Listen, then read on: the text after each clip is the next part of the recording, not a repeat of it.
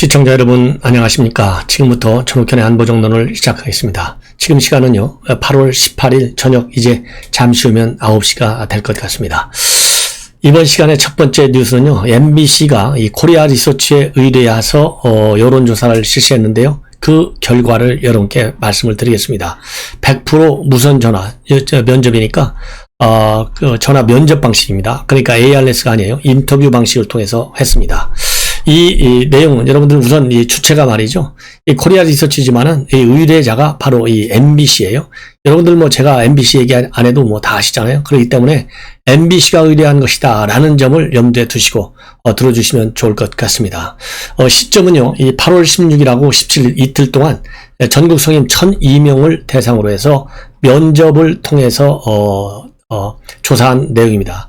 여러분들 이 ARS하고요, 면접하고, 이 ARS로 하면은, 비교적 이 보수층들도 자신있게 얘기를 많이 해서 윤석열 총장에 조금은 유리하게 나오고, 그리고 전화 면접 형식으로 하면 보수층들은 자기의 정체를 드러내고 싶어 하지 않아요. 그래서 윤석열 총장 측에는 조금 불리하게 나오는 것이 일반적 특성의 하나라고 여론조사 전문가들이 평가를 하고 있다. 이 점을 염두에 두셔야 됩니다. 두 가지예요. MBC. 하나는 여론조사 방식, 이것 때문에 차이가 날 수 있다는 점을 감안해서 들으셔야 되는데요. 그래도 이 여론조사 이 결과를 보면 상당히 충격적이다. 이런 말씀을 드리지 않을 수가 없어요. 편차가 너무나 커요. 윤석열과 이재명, 그 다음에 윤석열과 이낙연, 이 편차가 너무나 커서 이해하기가 조금 어렵다. 그렇지만은 숫자는 숫자예요. 무시할 수는 없고 우리가 이러한 여론조사도 나오는구나. 그러니까 뭐 대선 지금 현재 굉장히 유동적이잖아요. 그리고 정치는 생물이다. 그리고 내년 3월까지 시간은 이제 8, 9개월밖에는 남지 않았지만은 또 이 어떤 변동 요인이 생길지 알 수가 없어요. 왜? 지금 이제 정부 여당이 갖고 있는 뭐 이 문제점들이 한두 개입니까? 벌써 오늘만 하더라도요, 대전지검에서 수사했던 이 월성 원전 사건, 백운규 장관에 대해서 배임 교사 혐의를 적용해야 된다. 왜? 1,500억 원의 손해를 입혔다. 한수원 측에. 그러니까 배임 교사다. 왜? 백운규가 한수원 사장한테 압박을 넣어가지고 이 손해보는 거를 결국은 낸 거 아니냐. 그럼으로써 이 한전이 결국은 이 손해를 입혔는데 이 손해 입은 거를 경제성 조작을 통해서 손해가 없는 것처럼 했는 것이다. 그래서 배임을 교사했다. 이런 혐의로 대전지검에서는요, 이 공소장에 넣으려고 그랬는데 김호수가 반대했어요. 그래서 이 김호수가 배임 교사 혐의는 결국은 이 한수원 사장 정재훈이한테만 배임 교사 혐의를 넣고 백운규한테는 빼라 이렇게 말을 해야 되는데 직접 빼라 이렇게는 못하니까 수사심의 연결을 하자. 그렇게 해놓고서 일단 공소장에는 배임 교사 혐의는 빼고 처리를 했습니다. 이런 것처럼 지금 이제 이런 복병들이 있는데요. 이 힘으로 다 누르고 있는 그런 의혹을 받지 않습니까? 그렇기 때문에 언제 어디서 또 다른 그야말로 정치판에 큰 변화를 주는 요인이 생겨날지 몰라요. 그렇기 때문에 아직도 유동성은 크다 이렇게 보는데, 어쨌든 이 MBC의 여론조사 발표를 보면 이 다자 구도로 봤을 때요, 이재명이가 무려 29.8%입니다. 윤 총장이 10%나 져요. 19.5%. 그리고 이낙연이 10.6입니다. 홍준표가 이제 나머지는요 한 자리 숫자예요. 홍준표 5.3, 최재형 3.9, 유승민 2.8, 안철수 2.8, 추미애가 1.4, 심상정 1.2, 정세균 1%로 나왔어요. 자, 그래서요, 이 MBC, 여러분들 잘 아시잖아요. MBC. 자, 그래서요, 이렇게 해서 범여권이 다자로 쭉 봤을 때, 여야를 막론해서 이재명이가 1등이고, 윤석열 총장이 2등인데, 1등과 2등은 10%, 그리고 2등과 3등도 거의 10%죠. 뭐 9% 차이가 나니까. 그리고 이재명하고 이낙연과는요, 거의 20% 차이가 나요. 예. 한 사람은 뭐 29.8이니까 30. 이전 대표는 10.6이니까 10하면 20% 차이 나잖아요. 이낙연 지사가 따라가기가 굉장히 거의 불가능한 것이 아니냐. 판단이 어쨌든 오류의 가능성을 본다 오류가 아니라요. 신뢰성을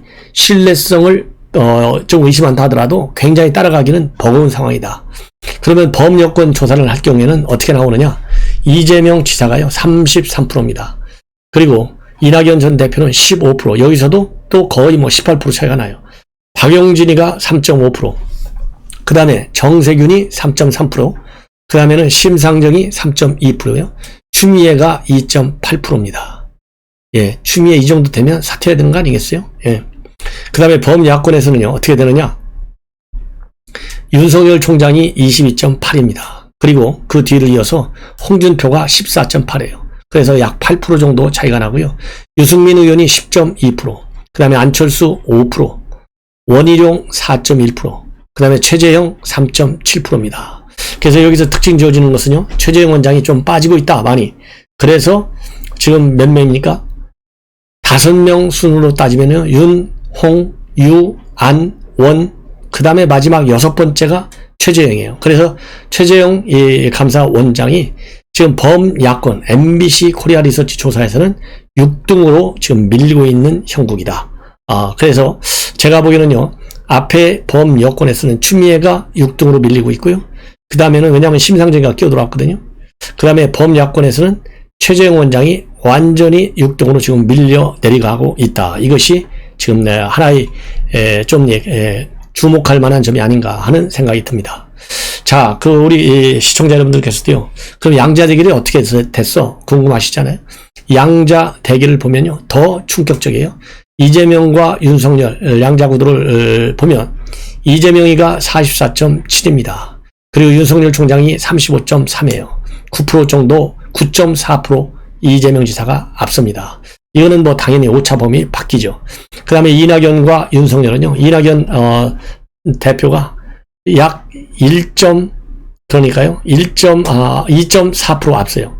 40.7대 38.3입니다. 그래서 이것은 오차 범위 내에서 지금 이루어지고 있어요.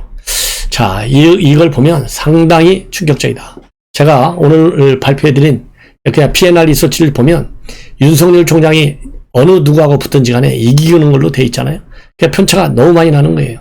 그래서 이미 한번 말씀을 드렸는데, 이 조선일보의 홍영림 기자, 바로 여론조사 전문가죠. 이 홍영림 기자가 분석에 의하면 ARS냐 아니면 인터뷰냐, 이거에 따라서 다르고요. 하나는 직접 컴퓨터에 넣어가지고 이 번호를, 직접 우리 핸드폰 번호를 집어넣어서 하느냐, 아니면은 가상적 번호를 통해서 하느냐, 이거에 따라서도 또 달라진다. 이런 평가가 나온 바 있습니다. 자, 이제는요, 그야말로 이 네 분, 국민의힘의 네 분인데요.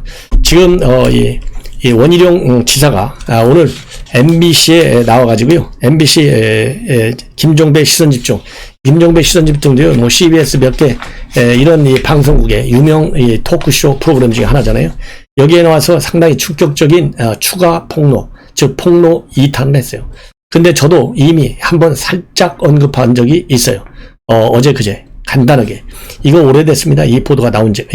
사실 이러한 유언벼 또는 루머성, 이렇게 이 폄하되었던 이 보도가 나온 적이 있어요. 그리고 이준석 대표도 그 기자가 이거 가짜뉴스다라고 한 것까지도 밝혔어요. 그래서 대충 넘어가려고 그랬는데, 이거를, 그래서 대부분의 사람들이요, 이거 루머구나, 이렇게 해서 넘어가는 그런 분위기였어요. 그런 의미에서 저도 이것을 별로 방송하지 않았어요. 왜냐하면 뭐 자꾸 이거 폭로해봐야 뭐 하겠어요. 그런데 이 원희룡 지사가 오늘 MBC에 나와가지고 직접적으로 이 루머에 대해서 이건 사실이다, 이렇게 밝혔어요. 그렇기 때문에 추가 폭로 제2탄에 해당된다, 이렇게들 볼 수 있습니다. 바로 뭐냐면요, 최근에 이준석 대표가 윤석열 총장과 관련해서 토론 2번만 하면 끝나는 거야, 이렇게 언급을 한 것으로 그동안에 많이 이 언론에서는 이미 이게 다 하나의 사실인 것처럼 다 보도가 알려져 있었어요.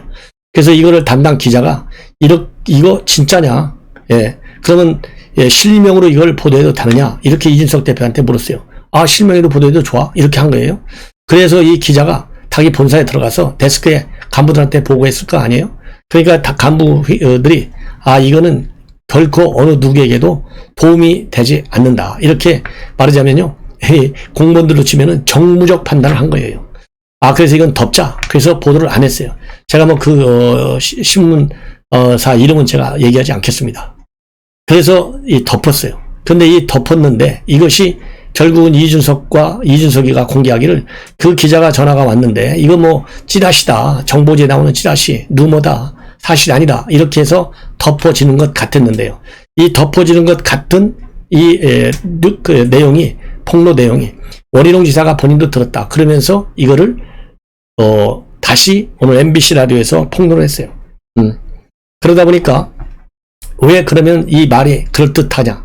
또 실제적으로 그렇다. 거의 이제 하나의 팩트로 지금 이제 언론에 보도되기 시작하고 있어요. 뭐냐? 왜 토론회 2번이면 끝나느냐? 여러분들 문제가 된 게 뭡니까? 토론회를 8월 18일 본래 오늘이잖아요. 오늘 한번 하고 그 다음에 또 2번째 토론은 언제 하느냐? 8월 25일 날 한다. 이렇게 2번이잖아요. 그러니까 이 2번 하면 윤석열 총장은 끝난다 이거예요. 끝난다. 예. 이래서 이 2번 토론하면 끝난다라는 이 원희룡 지사의 폭로가 사실일 개연성이 굉장히 크다 이겁니다. 예, 굉장히 크다. 그러니까 지금 이 내용이 언론에 여기저기 또 우리 유튜버에도 보도가 되고 있고요.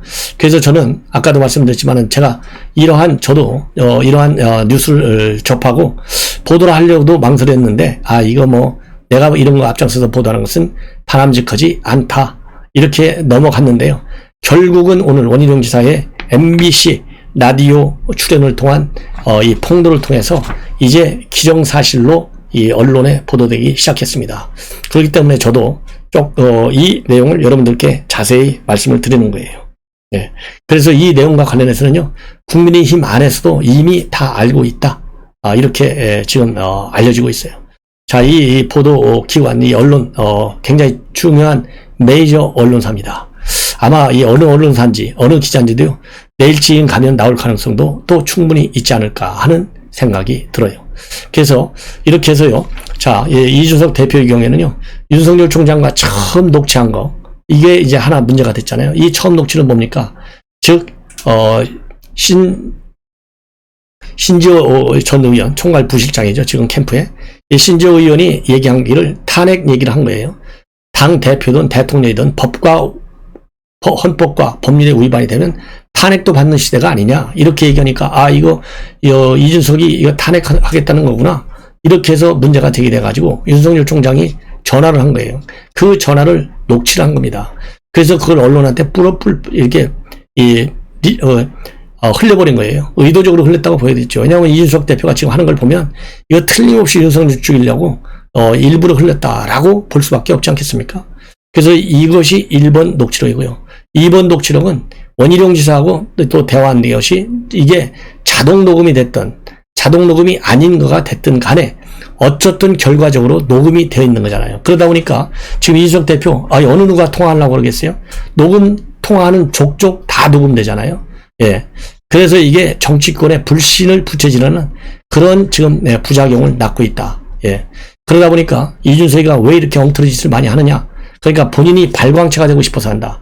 본인이 모든 뉴스의 주인공이 되고 싶어 한다. 그래서 차차기 정치 자기 행복, 대통령을 노리는 것 아니겠어요? 본인이야 강력히 이렇게 부인하지도 않고 또 시인하지도 않고 있지만은 꿈을 가져야 된다, 이런 얘기를 했잖아요. 그러니까 당연히 노리겠죠. 더군다나 일부 여론조사에서는 3, 4%까지 지지율이 나왔잖아요. 어차피 나이 때문에 출마도 못하는데도 불구하고. 그래서 본인이 발광체가 되고 싶어하고 본인이 주인공이 되고 싶어하고, 그리고 지나치게 SNS를 빠르게 그리고 많이 이렇게 해서 본인만이 존재감을 부각되는 이런 거를 원하다 보니까 지금 이런 사고가 나고 있다. 이런 지금 비평들이 줄을 잇고 있어요. 그러다 보니까 지금 이제 당이 굉장히 정말 산으로 올라가게 됐잖아요. 이런 상황에서 국민의힘 초선 의원들 7명이 조금 전에 단체 성명서를 발표했어요. 이름 올린 사람들은요, 김웅, 김예지, 김형동, 박수영, 신원식, 유경준, 조태영입니다. 이 성명서를 통해서 빨리 봉합하자 이거예요. 빨리 봉합하자. 봉합의 횃불을 빨리 찾자. 그래서 정권 교체로 대한민국을 바로 세우는 것이 우리에게 주어진 역사적 사명임을 잊지 말자. 그리고 우리가 힘을 다 합쳐도 여유가 없고 우리의 진정성과 헌신에 화답해 줄 국민의 지지가 절대적으로 필요한 일이다. 지금까지 서로 불편하게 하고 또 의심하고 상처를 주고받은 말과 행동들의 책임은 모두 우리에게 있다. 오늘부로 서로에게 주었던 실망과 상처를 다독여 묻고 우리 모두가 함께 미래로 가자. 그 일에 당 지도부와 경선 후보들이 앞장서 달라. 스스로 혁신하지 않으면 국민으로부터 심판받는다는 것을 우리는 지켜봤다. 지금 당내의 위기도 나부터 바꾸는 것으로 혁신을 통해 다시 하나의 길을 갈 것을 간곡히 호소한다. 이런 입장문을 밝혔는데요. 글쎄, 이 초선 의원들이 거의 60명, 56명 그렇게 얘기하고 있는데요. 7명이 발표했다. 이 자체도 문제가 있다. 최소한도요, 절반이 될 때까지 기다려야죠. 뭐가 초선 의원들 뭐 영향권 없는 사람들이 나는 평가를 받잖아요. 이렇게 7명만 얘기하면. 서둘지 마라. 지금 이 판이 잘못된 게 뭡니까? 이준석이가 서둘면서 그냥 시도 때도 없이 퍼붓는 SNS. 이것 때문에 이렇게 사단이 크게 나온 거 아니에요? 그러면 초선 의원들의 이름으로 단체 성명서까지 내려면 절반 정도 나올 때까지는 기다리고 노력을 해야죠. 자기네들끼리도 이렇게 응집이 안 되고 성명서 겨우 7명이 내면서 본인들 이름 내려고 지금 했나요? 그건 아닐 거 아니에요. 이 사람들 최소한도의 진정성은 저는 있다고 봅니다. 그러면 세를 모아서 그야말로 중진 2선 이상의 중진들한테 영향력을 행사해야 되는 그런 압박을 느끼게 하는 성명서가 돼야 되지 않겠어요? 그러면 숫자라도 말해야죠. 예. 7명 갖고 무슨 힘이 있겠어요? 그러지 않아도 국회에서는 선수 게임이라고 하는데, 그래서 이것도 이준석을 닮아가는 것이 아니냐라는 비판을 저는 하고 싶어요. 자, 이러는 가운데요, 이제 조금 국민의힘을 벗어나서 일반 법조 관련 뉴스를 또 전해드리겠습니다. 거기에 앞서서요, 조민이 이제는 결국 잘려 나가게 생겼습니다. 막바른 골목길로 들어섰어요. 그래서 오늘 부산대학하고 고려대학이 있는데요, 부산대 의전원 입시 최종적인 조사 결과를 24일 날 발표하겠다, 이렇게 밝혔습니다. 부산대 측에서.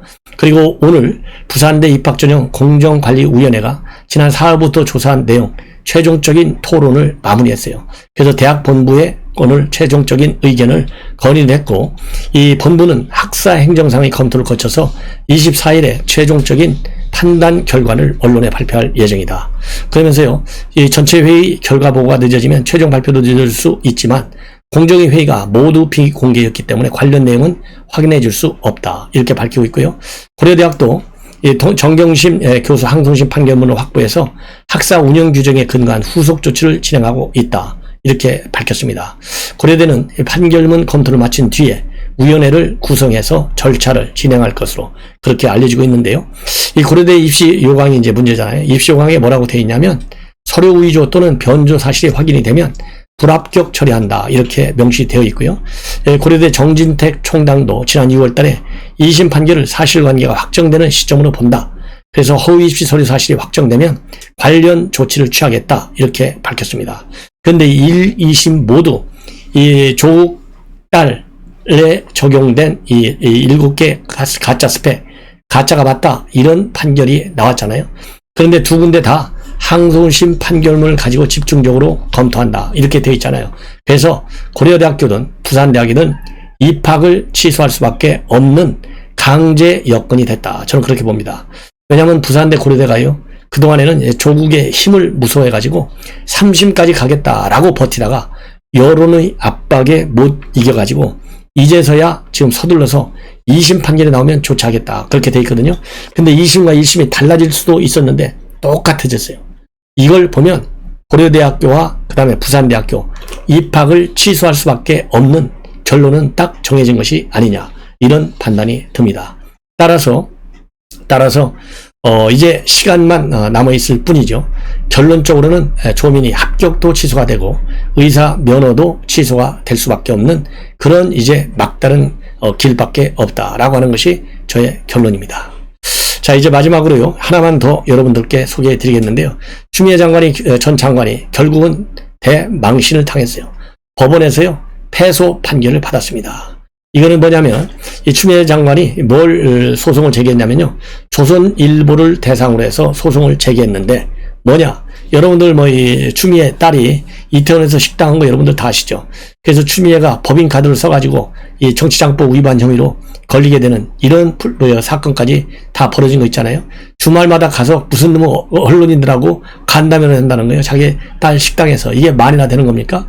그런데 이 식당을 말이죠, 이 단골로 다녔던 외국인 줄리안 씨, 벨기에 사람인데요, 벨기에 출신 방송입니다. 줄리안 퀸타르트. 이 사람이 작년 5월 달에요, 이 법무부의 사회통합 이민자 멘토단에 위촉이 됐어요. 그런데 하필이면 이 사람이요, 과거에 이 식당 단골이다, 이렇게 하면서 이거를 갖다가 단골 식당으로 소개를 했어요. 그러고 나중에 보니까 법무부 홍보위원이 위촉된 거예요. 그래서 조선일보가 이걸 가지고, 이 벨기에 이 사람은 결국은 추미애 딸 식당을 단골로 다니더니, 이거 특혜성으로 법무부 홍보대사로 임명한 것이다. 이런 의혹성 보도를 했습니다. 이 의혹성 보도를 하니까요, 작년에 이 의혹성 보도를 하니까 추미애가 이 정정 보도를 요청했어요. 그래서 추미애 요청대로 이 정정 기사를 게재했습니다. 또 기사를 통째로 다 내주기까지 했어요. 근데 추미애가 이걸로 만족하지 않고요. 손해배상 소송을 제기했어요. 손해배상 소송. 정정보도 및 손해배상 청구 소송을 제기를 했는데 오늘 서울중앙지법 민사합의 14부에서 원고 패소 판결을 내렸습니다. 이 패소 판결을 내릴 이유는요. 뭐냐? 막말로 해서 쉽게 얘기하면요. 특혜성 의혹이 있다는 거예요. 특혜성 의혹이 있다. 그리고 법무부 홍보대사라는 표현을 쓰기는 썼는데 이것이 기사 제목에서만 사용됐고 본문에서는요. 법무부 홍보위원 또는 제1기 사회통합 이민자 멘토단 일원이라 이렇게 표현을 혼용해서 썼다는 거예요. 그래서 법무부 홍보대사라는 표현은 기사 전체의 내용이나 흐름에 큰 유의미한 차이가 생기는 그런 표현으로 보이지 않는다는 겁니다. 그렇기 때문에 이 잘못된 이 특혜성 의혹이라는 기사가 잘못된 기사가 아니라는 거예요. 그리고 또 이 줄리안 씨가 추장관 딸의 식당을 소개해준 거하고 멘토 위촉된 거하고 사이에 뭔가 인과관계가 있을 것이다. 그래서 인과관계 때문에 특혜를 준 것이 아니냐 이런 의혹에 대해서는요. 법원에서는 원고들의 사회적 평가를 저할 가능성이 있는 사실관계를 적었다기보다는 그거라기보다는 피고의 논평, 즉 조선일보의 논평 또는 주관적 의견을 표명하는 것에 불과하다. 그래서 정정 보도의 대상이 되지도 않는다. 그러니까 기사 허위성이 인정되지 않았기 때문에 손해배상 책임도 자연스럽게 인정할 수 없다. 이런 판결을 내렸어요. 이 한마디로 이 추미애가 말이죠. 이 검찰 윤석열 총장을 대상으로 해서 얼마나 못된 짓을 많이 했어요. 밀어붙이고. 그런데 그걸로도 이 만족이 안 돼갖고 이 조선일보에서 추미애 관련 기사 많이 썼잖아요. 조선일보를 밑보인 거예요 같아요. 그러니까 이것도 힘으로 누르려고 법원에 소송을 제기했어요. 근데 추미애가 누굽니까? 판사 출신 법조인이에요. 이 정도 실력밖에 안 되니까 참 더 이상 제가 말씀을 안 드릴게요. 오늘 대단한 망신이다. 그래서요 지금 정경심 전부 유죄 판결 받았잖아요.